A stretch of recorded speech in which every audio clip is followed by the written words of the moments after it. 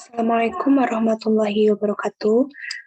Perkenalkan Pak, nama saya Dia Rahmadani, BP 1910923031 dari kelas Manajemen Lalu Lintas Perkotaan kelas E.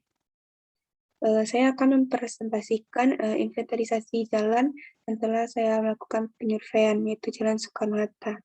Jalan Soekarno-Hatta merupakan salah satu ruas jalan yang terdapat antara pusat Kota Payakumbuh dengan perbatasan Kota Payakumbuh. Jalan Soekarno-Hatta ini merupakan yang menghubungkan ke berbagai tempat seperti pendidikan, wisata, belanja, olahraga, dan lain sebagainya. Berikut saya lampirkan gambar peta yang dari Google Maps. Misalnya itu untuk data jalan, di mana status jalannya itu jalan nasional, fungsi jalannya itu jalan kolektor, kelas jalannya kelas 3A, di mana lebar jalannya itu 7 meter, panjang jalan observasi itu 1 kilometer, di mana kondisi lingkungan sekitar jalan itu ada gedung pemerintah, rumah masyarakat, sarana pendidikan, masjid, dan juga halte.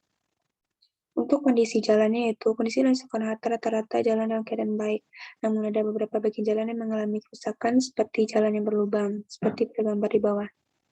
Untuk perlengkapan jalan dan bangunan pelengkap jalan yaitu ada rambu lalu lintas, ada zebra cross, ada apel, lampu penerang jalan, ada trotoar, dan juga ada halte. Lokasi terjadinya potensi kecelakaan dan kemacetan pada ruas Jalan Soekarno-Hatta terletak pada persimpangan antara pusat kota dan arah bebas.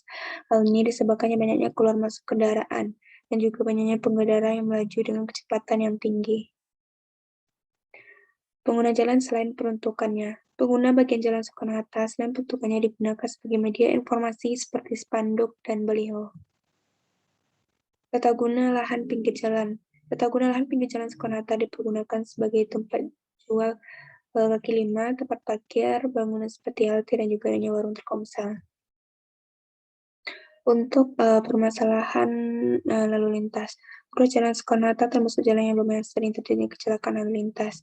Analisa data kecelakaan menunjukkan faktor manusia merupakan faktor utama penyebab kecelakaan lalu lintas, di antaranya seperti rendahnya kesadaran dalam tertib lalu lintas, sikap berkendara yang buruk, ngebut, dan ugal-ugalan di jalan.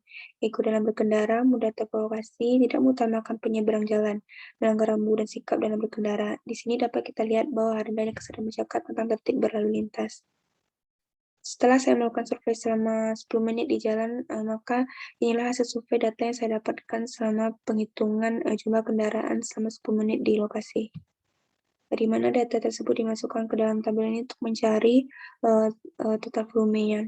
Di mana total volumenya itu 357,3 SMP per 10 menit, sedangkan untuk kapasitasnya itu 426,3 SMP per 10 menit.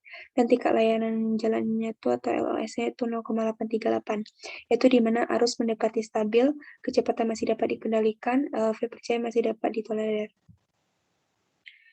Inilah terus ini dapat variasi lalu lintasnya di menit pertama, kedua, ketiga, sampai ke 10.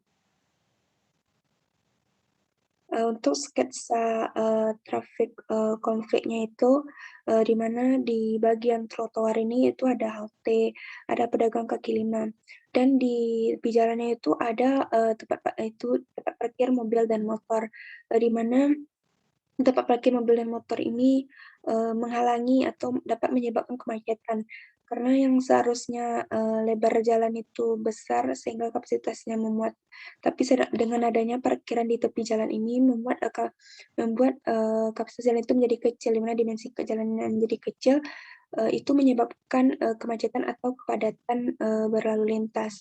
Kita lihat di sini di tepi jalan banyaknya kendaraan seperti mobil dan motor itu akan menyebabnya kemacetan. Selain itu, kemacetan juga disebabkan oleh aktivitas di persimpangan, yaitu yang adanya crossing, merging, dan diverging. Di mana crossing itu yang berwarna oranye, merging itu yang berwarna merah ini, dan diverging itu yang berwarna hijau, di mana di persimpangan ini tentu saja juga menyebabkan kemacetan. Hipotesa rencana pengaturan lalu lintas.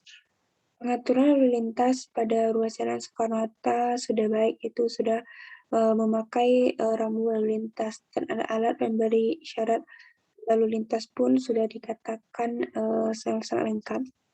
Pada saat melakukan survei terlihat banyaknya pengguna jalan yang melanggar peraturan lalu lintas, seperti parkir sembarangan di bahu jalan dan tidak mematuhi rambu lalu lintas yang ada. Jadi yang perlu ditingkatkan adalah ketaatan para pengguna jalan yang jalan akan peraturan yang berlaku, seperti parkir sesuai dengan tempatnya, dan ketaatan para pengguna jalan terhadap kepatuhan pada rambu-rambu lalu lintas. Dan sebaiknya diberikan sanksi kepada para pengguna jalan yang tidak mematuhi rambu-rambu lalu lintas.